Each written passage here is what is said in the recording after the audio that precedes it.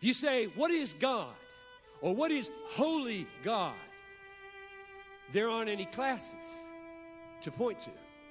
There aren't any categories. He is absolutely one of a kind, which makes definitions almost impossible with God. Defining God who has no analogies is very difficult. You might say, well, we are sort of in His image and sort of have some righteousness and some power and some intelligence and some morality, and so you can point to us and then back to God. The problem with that is God defines you. You don't define Him. God is definer. We are defined. You try to move from us to God instead of from God to us, you will skew Him badly, which is one of the great errors of our generation, inferring from our imperfections what God is like. So what can we say about the holiness of God? Let me try. Let me at least try. I think it would be biblical to say that the holiness of God is rooted exactly in God's inability to be defined. It's paradoxical, but let me say it like this. God's holiness is His absolute uniqueness.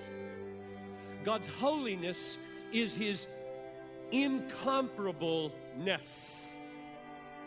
God's holiness is precisely the fact that there is none other. That's what you read in Isaiah 40:25.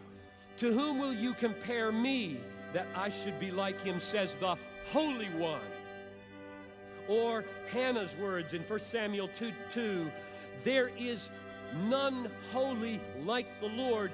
There is no God besides you. There is no rock like our God. Many of you have heard holy means separate. Well, yes, in this sense, when you talk about God, separate into a class by Himself, utterly separated from all that is not God, constitutes Him as absolutely unique, incomparable, and thus holy. But that's not enough. That's not enough. Here's the problem with that definition. There's no qualitative content to it. There's no moral quality. You say, unique in what? Incomparable in what? Now, the biblical answer to that question is going to be incomparable in absolutely perfect moral perfection. Moral perfection is what He's incomparable in. He's incomparable in every other good way, but incomparable in His unique, incomparable, divine, moral perfection. So His grace is holy, His love is holy, His wisdom is holy, to the degree that that grace, that love, and all of His other attributes are unique in the universe and incomparable in the universe in their divine moral perfection. And that's not enough of a definition either. We need to take it one more step. When something is unique, it's really rare. It's absolutely rare. So I asked Noelle on Friday night, my wife, why is gold used as the standard of our money? Why do we prize gold so highly? And she said, accurately, because it's rare.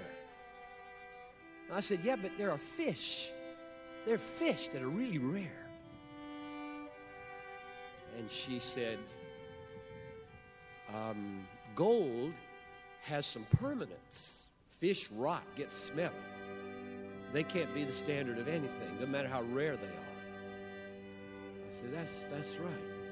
So you got rare and you got permanence. And I would add accessibility. There are rocks probably under this field so far down, way more rare than gold, but you can't get at them. And so they're useless. They're no help to being the monetary standard at all. And they're fish in the bottom of the sea nobody's ever caught or even classified, and they're no use either. So you've got rare, you've got permanence and you've got accessibility. And I think the uniqueness of God is all of that. He's the rarest of all beings. He has absolute permanence. In Jesus Christ, He's made Himself accessible. And therefore, I draw this as my concluding definition. You allow me a definition of the indefinable. God is infinitely valuable. So here's my total definition. God's holiness is His infinite value as the absolutely unique, morally perfect, permanent person that He is, and who by grace has made Himself accessible. His infinite value as the absolutely unique, morally perfect, permanent person that He is. And now my prayer for the generation becomes not simply that you become a generation passionate for God's holiness, but that you become a generation passionate for God's supreme, infinite value.